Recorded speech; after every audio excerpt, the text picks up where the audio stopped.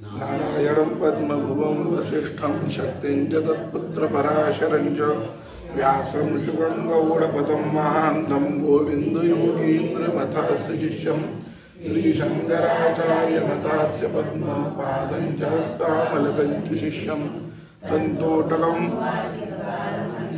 अस्मद्गुरून् श्रुतिस्मृतिपुराणानाम् आलयं करुणालयं नमामि भगवत्पादं शङ्करं लोकशङ्करं शङ्करं शङ्कराचार्यं केशवं बादरायणं सूत्रभाष्यकृतौ वन्दे भगवन्तौ पुनः पुनः ईश्वरो गुरुरात्मेति मूर्तिभेदविभागिने व्योमवद्व्याप्तदेहाय दक्षिणामूर्तये येषां चरणसान्निध्याभ्यवतो भ्रमाम्यहम् तयेतुतां वन्दे यज्ञेशान् विनायकान् नमः श्रीशङ्करानन्द गुरुपादाम्बुजन्मने सविलासमहामोहग्राहग्रासैककर्मणे सर्वतन्त्रस्वतन्त्राय सदात्माद्वैतवेदिने श्रीमते शङ्करार्याय वेदान्तगुरवे नमः। वसुदेवसुतं देवं कंसचाणूरमर्दनं देवकी परमानन्दं कृष्णं वन्दे जगद्गुरुं। ॐ नमो जियाद्य वेदप्रतिपाद्य जय जय स्वसंवेद्या आत्मरूपा। ऐसे विवरुया श्रीहरी म्हणितले ते अवसरी अर्जुना अवतारी पंथराजू ते तर प्रवृत्ती तरुच्या बुडी दिसती निवृत्ती फळाची या कोळी जिये मार्गीचा कापडे महेशू आजुनी। आता इथून या 6व्या अध्यायामध्ये योग मार्ग सांगणार आहेत। त्या योग मार्गाची सगळी भूमिका ज्ञानोबा सांगत आहे। तर त्यात त्यांनी योग मार्गाला फार चांगलं विशेषण दिलं। इथं पंथराजू म्हणजे पंथराज योग मार्गाचं महत्त्व मुद्दामून अधोरेखित करण्यासाठी हा शब्द त्यांनी वापरला। म्हणजे साधकाला जाण्यासाठी मार्ग येतो तो मार्गांचा म्हणजे राजमार्ग नाही तर मार्गांचा राजा। पंथराज या शब्दाचा अर्थ मार्गांचा राजा आहे। यातून योग मार्गाबद्दलची योग दर्शनाबद्दलची ज्ञानोबरायांची आपल्याला दृष्टी पण लक्षात येते की त्यांना म्हणजे त्या योगाबद्दल अत्यंत आदर आहे असं त्याच्यावर लक्ष देतं। इथं कारणही असं आहे की सगुण आणि निर्गुण ब्रह्म जे आहे ते सगुण आणि निर्गुण म्हणजे तसं दोन प्रकारचं आपण असं म्हणतो पण ते दोन प्रकारचं म्हणजे खरं दोन प्रकारचं नसतं एकच ब्रह्म आहे त्याची उपाधी भेदाने आपण सगुण आणि निर्गुण असं म्हणतो। तर सगुण आणि निर्गुणाचं जे ऐक्य आहे आता सगुण ब्रह्म आणि निर्गुण ब्रह्म आता असं करत असताना वेदांताचा ज्यांच्यावर वृक्ष संस्कार झालेला आहे अशा लोकांना सगुण ब्रह्म हे थोडंसं कमी प्रतीचं वाटतं आहे की नाही आणि निर्गुण ब्रह्म खरं श्रेष्ठ वाटतं असं एक साधारणपणे आधार वेदांत ऐकल्यानंतर आपल्याला वाटायला लागतं। पण असं वस्तुतः नाही आहे। वस्तुतः असं ते नाही आहे की सगुण ज्यावेळेस ते असतं त्यावेळेस ते निर्गुण असतं। मी खूप वेळा हा दृष्टांत दिलेला आहे की नाही भवती उपहितम अनुपहितम तत् भवती असं एक वाक्य लघुचंद्रिकेत आहे अद्वैत सिद्धीच्या टीकेमध्ये की नाही उपहितम तत् अनुपहितम भवती म्हणजे ज्यावेळेस ते उपहित असतं सगुण म्हणजे मायेचं ज्यावेळेस काय म्हणतात त्याला उपाधी असते मायेच्या उपाधीने युक्त असलेले जे ब्रह्म ते सोपाधिक ब्रह्म त्यालाच आपण सगुण ब्रह्म सविशेष ब्रह्म असं म्हणतो। मायेची उपाधी बाजूला झाली की ते निर्गुण निराकार वगैरे असतं काही की नाही। तर ते उपाधी ज्यावेळेस असते त्यावेळेस ते थोडंसं कमी झालं असं सामान्य लोकांना वाटतं पण तसं नसतं त्यावेळेस ते अनुपहितच असतं। म्हणजे कसं कारण उपाधी जो भाग आहे की नाही उपाधी हा काहीतरी चिटकलेला नसतो। म्हणजे जसं आकाश आहे की नाही घटाकाश ज्यावेळेस आपण म्हणतो त्यावेळेस ते घटातलं आकाश काही त्या आकाशामध्ये तुटलेलं नसतं ना।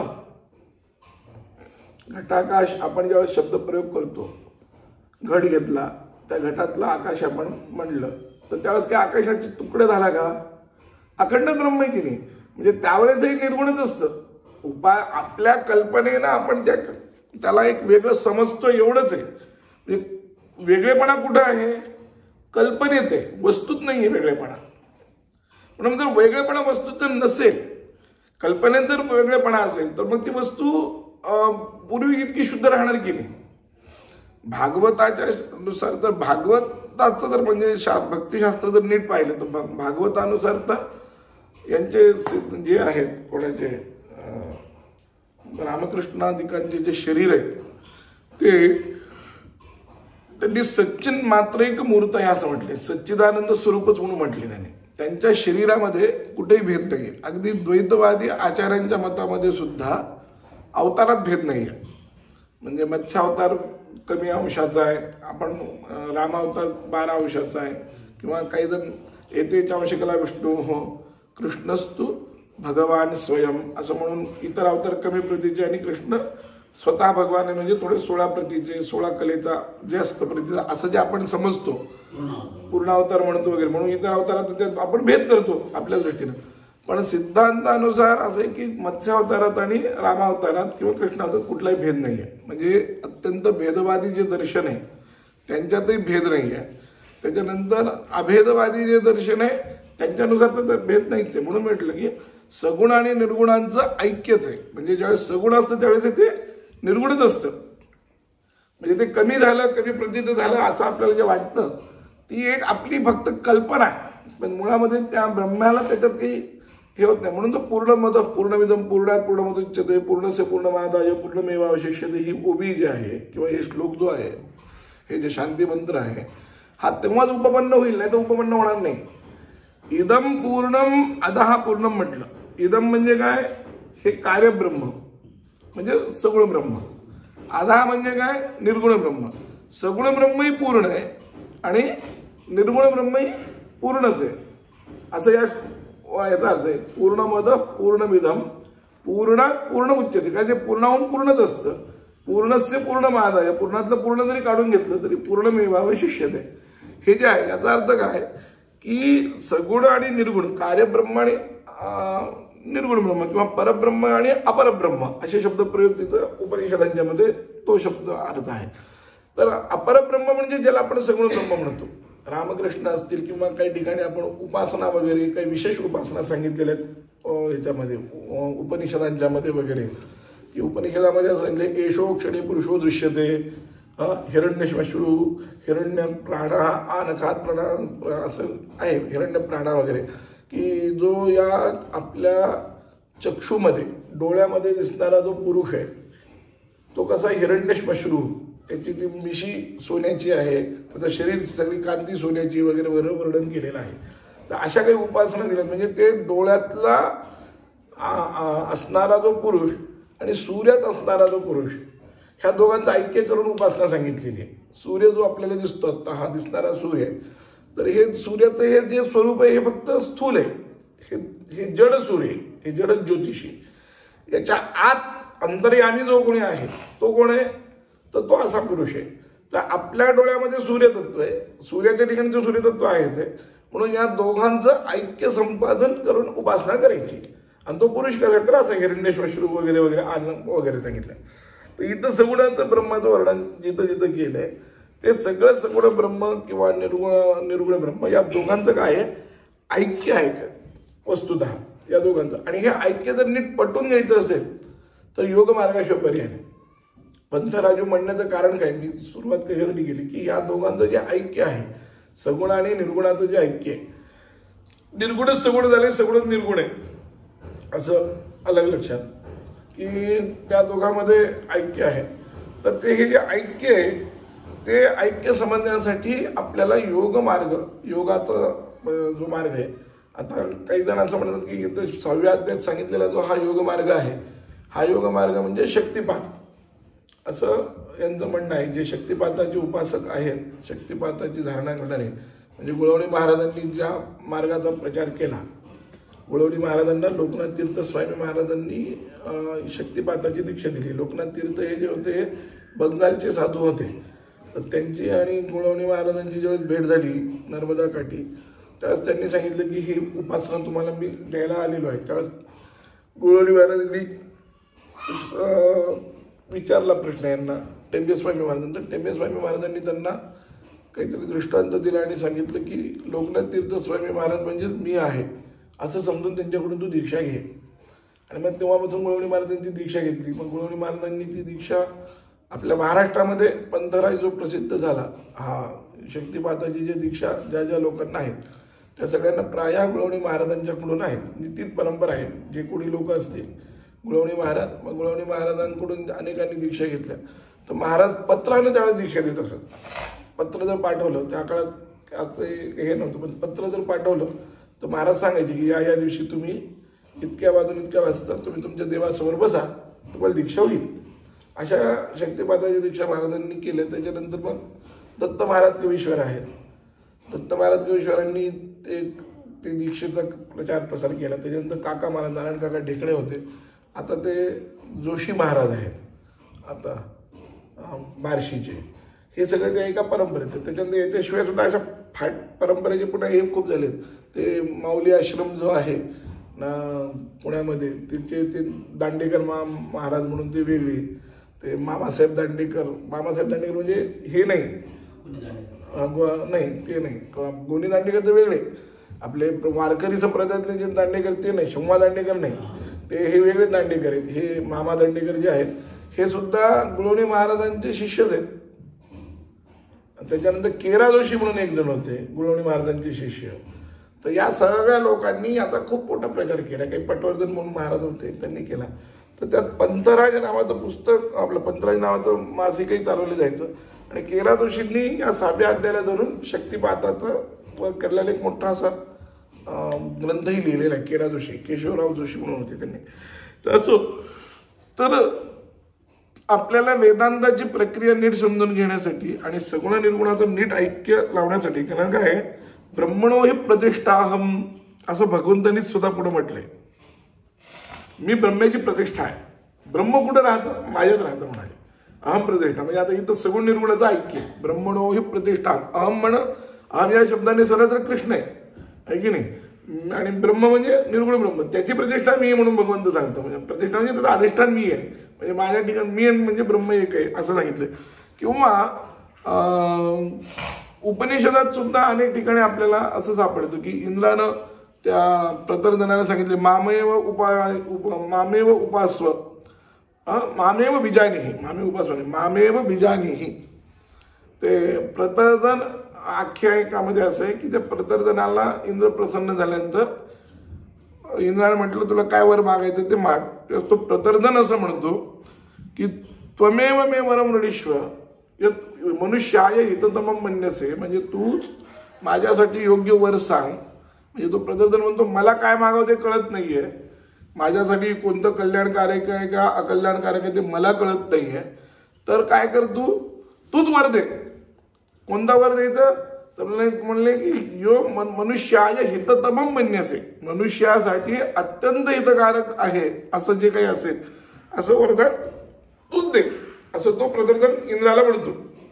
तेव्हा इंद्र त्याला काय म्हणतो, मामेव बीजानिही. इंद्र म्हणतो की मला तू समजून घे, मलाच जाण म्हणजे इथं माम शब्दाचा अर्थ ब्रह्म आहे. म्हणजे इंद्र जरी स्वतः पडत असला तरी माम शब्दाचा अर्थ काय ब्रह्म आहे. किंवा जसं भगवंत इथं भगवद्गीतेत म्हणतात की सर्व धर्मान परित्यज्य मामेकम शरण, म्हणजे मामेकम इथं माम शब्दाचा अर्थ काय कृष्ण नाही, तर तिथं माम शब्दाचा अर्थ ब्रह्मच आहे. तर जसं इथं भगवंतानी ब्रह्म म्हटलं तसं तिथं इंद्र म्हणतो की मामेव बीजानिही, मलाच जाण. मग हे असं का, तर त्याचं सांगत असताना ब्रह्मसूत्रामध्ये शास्त्रदृष्ट्या तू उपदेशो वामदेववत असं म्हणतं की शास्त्रदृष्ट्या जर पाहिलं तर सगळं ब्रह्म एकच आहे. कृष्ण आणि परमात्मा एकच आहे, परब्रह्म एकच आहे. किंवा इंद्र सुद्धा ब्रह्मस्वरूप आहे, जीवच ब्रह्मस्वरूप आहे ना. त्यामुळं सगळं ब्रह्म एकच असल्यामुळे शास्त्रदृष्टीनं हा सगळा उपदेश केलेला आहे. मग काही ठिकाणी या दोघांचं ऐक्य असं स्पष्टपणे सांगितलेलं आहे. किंवा अजून सांगितलं की ज्ञानोबारायांनी 2 ठिकाणी सांगितलं की वन्य आणि ज्वाळ दोन्ही वन्नीची केवळ, वन्य आणि वन्नीच्या ज्वाळा दोन्ही एकच. त्यातले ज्वाळा हे सगुण, वन्य हे त्याचं अधिष्ठान आहे.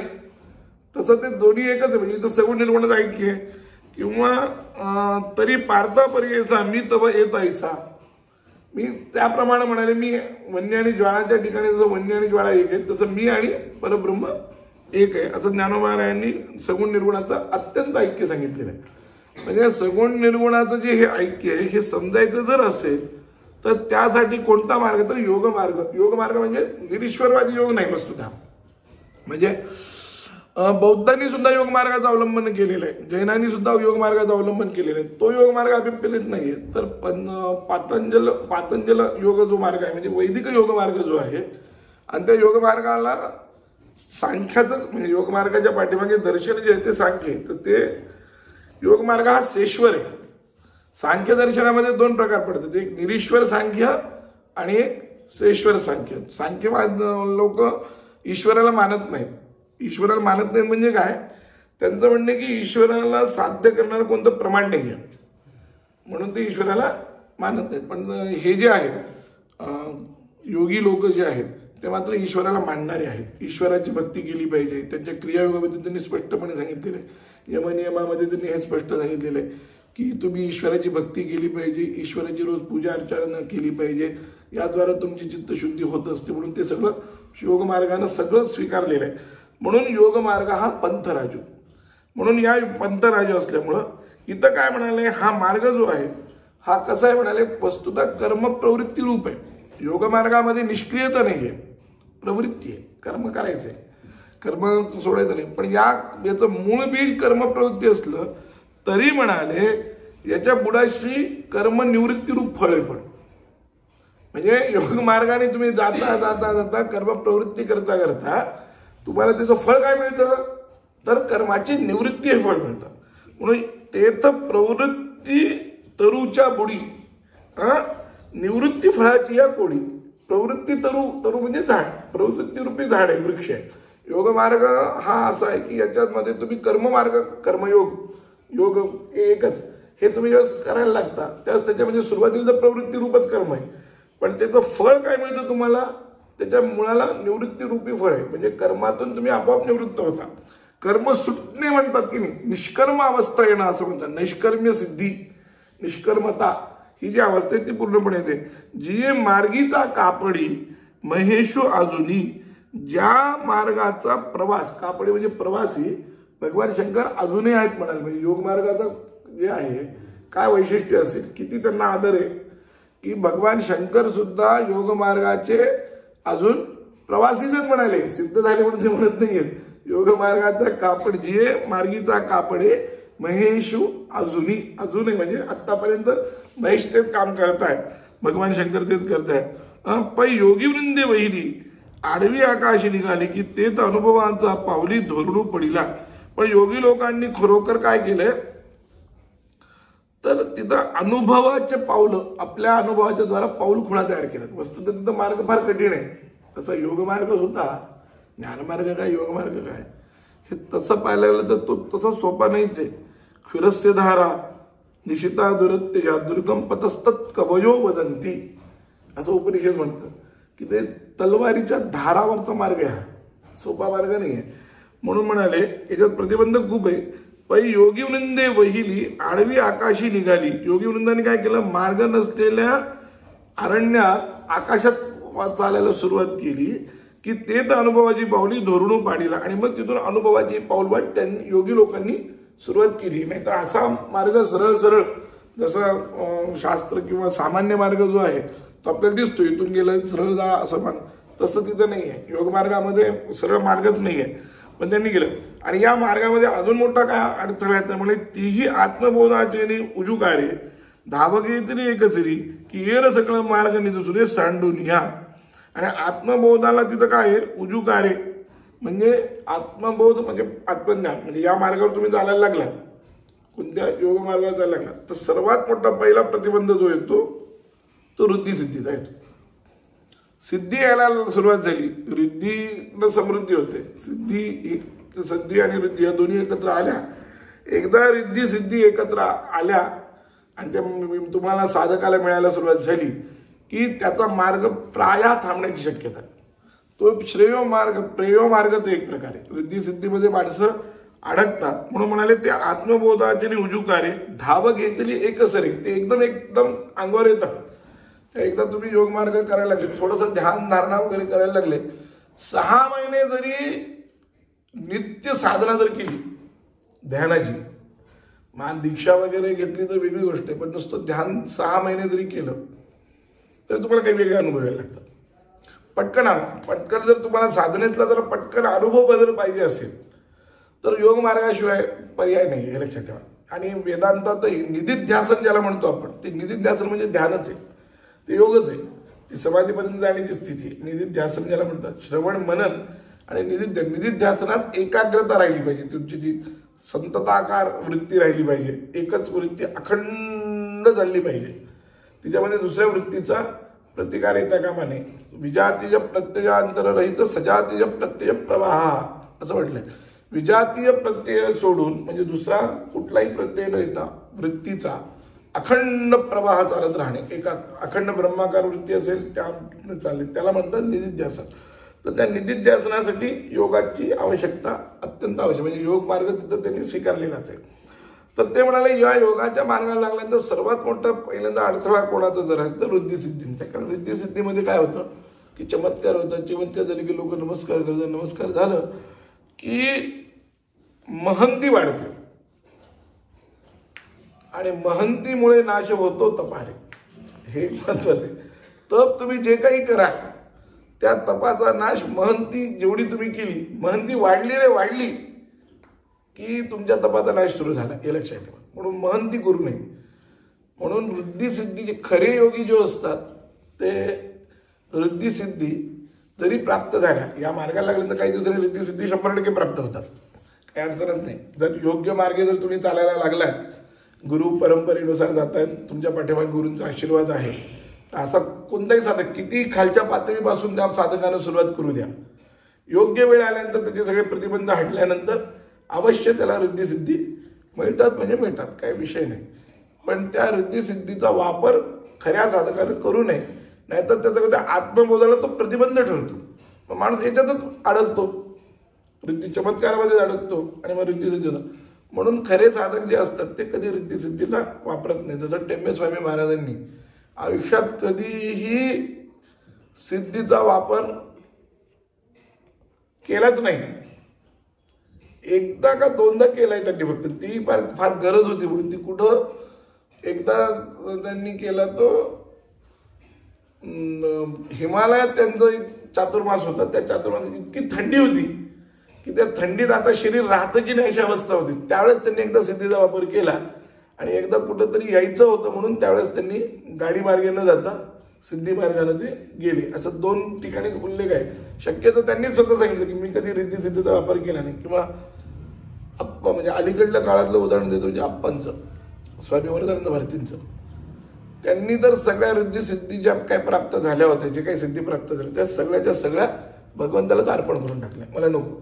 टेंबे स्वामी महाराजांनी तसंच केलं. टेंबे स्वामी महाराजांचं सुद्धा तसंच होतं, सगळ्या सिद्धी त्या भगवंताला अर्पण केल्या होत्या. का तर ह्या आत्मबोधाला प्रतिबंधक आहेत. सिद्धीमध्ये जरी तुम्ही अडकलात, ममत्वात अडकलात, करुणेत अडकलात, तर एका जन्माचा दुसरा जन्म, दुसरा जन्माचा तिसरा जन्म विनाकडे वाढत राहतो आणि आत्मबोध होत नाही. आत्मबोधाची उजुकारे धावघेतली जरी की एर सगळं मार्ग निदसुरे सांडून या, सगळे मार्ग सोडून देऊन ते सगळे कुठे येतात, तुमच्याकडे येतात म्हणाले. म्हणून व्युत्थाने सिद्ध या, समाधीतून उठलं की सिद्धी प्राप्त होतं, तसं वैदिक योग सूत्र आहे. त्याप्रमाणे हे सगळे योगसूत्र काय म्हणजे रिद्धी सिद्धी आपोआप आपल्याला प्राप्त होतात, त्या साधकाला प्राप्त होतात. पण त्याच्यावर त्यांना नीट लक्ष दिलं पाहिजे म्हणाले. काय फक्त योगामध्ये आणि वेदांतामध्ये फरक काय आहे तर योगाच्या द्वारा फक्त समाधीतच अद्वैताची अनुभूती येते. योगशास्त्राच्या द्वारा तुम्ही जर नुसतं योगीच राहिलं मग वेदांताची काय गरज आहे असं तुम्ही म्हणाल की नाही. जर एवढा योग मार्गाला पंथराज वगैरे म्हटले मग योगच राहायला काय, तर तसं नाही आहे. योगाच्या द्वारा काय होतं, फक्त समाधी अवस्था असेल तर अद्वैताची स्थिती राहते. समाधी अवस्था भंगली की पुन्हा द्वैत येतं त्यांना. अद्वैताचं म्हणणं काय आहे की तुम्ही समाधी अवस्थेत असं की कुठल्या अवस्थेत असा, सामान्य जीवन जगताना तुम्ही अद्वैताची अनुभूती घेतली पाहिजे, हे वेदांताचं म्हणणं आहे. म्हणून वेदांताच्या तत्वानुसारच फक्त अद्वैताची अनुभूती कोणत्याही कुठल्याही अवस्थेत येते. जागृत असेल, स्वप्न असेल, सुषुप्तीत तर रोज येतेच, सुषुप्ती आहे किंवा समाधी अवस्था आहे, सबीज समाधी, निर्बीज समाधी, समाधीचे दोन प्रकार आहेत, सबीज निर्बीज वगैरे, या सगळ्या अवस्थेमध्ये अद्वैताची अनुभूती येते. नाहीतर काय होतं की ज्ञानप्राप्ती न होता नुसता योग जर केला, म्हणजे जगन्मिथ्यात्वाचा निश्चय न होता जर योग केला, ज्ञानप्राप्ती न होता म्हणजे जगन्मिथ्यात्वाचा निश्चय न होता जर योग केला, तर त्या माणसाची अवस्था चांगदेवासारखी होते. चांगदेव 1400 वर्ष जगला की नाही, पण तरी सुद्धा त्याला अंतिम ब्रह्मज्ञान नव्हतं. त्याला म्हणजे त्याला मृत्यूच्या वेळेस तो समाधी लावून बसत असे, सगळं करत असे, ती वेळ निघून गेली तो उठायचं वगैरे ते सगळं आहे. पण ते अंतिम ब्रह्मज्ञान ज्याला म्हणतात की एकदा हे मिळाल्यानंतर आता कृतकृत्यश्च भारत, ब्रह्मज्ञानामध्ये मोक्षामध्ये काय आहे, इति कर्तव्यता आहे. त्याच्यामध्ये 4 प्रकार त्यांनी सांगितले की सगळ्या दुःखांची निवृत्ती, निरतेश ब्रह्माची प्राप्ती, आणि दुसरं महत्वाचं म्हणजे प्राप्तव्यता आणि कृतकृत्यता. हे 4 अंश मोक्षामध्ये आहेत. की समाधी अवस्थेत दुःख वगैरे जाणवत नाही, ठीक आहे, पण समाधीतून बाहेर आले की दुःख लागते, त्यालाही भूक लागते. आशना आणि पिपासा ह्या 2 गोष्टी ज्या आहेत त्या प्राणाच्या हे आहेत, आणि त्या याला योगाला सुद्धा लागतात. आशना म्हणजे भूक, पिपासा म्हणजे तहान. याच्या हे सगळ्या दुःखाचं मूळ आहे वस्तुतः, खरं विचार जर केला. म्हणून हे त्याला उपलक्षण म्हटले उपनिषदामध्ये. सगळ्यांना हे मिळतं, आशना आणि पिपासा हे दोन्ही राहतात. म्हणून सर्व अवस्थेमध्ये, कुठल्याही अवस्थेमध्ये तुमची आंतरिक स्थिती अद्वैताचीच असली पाहिजे.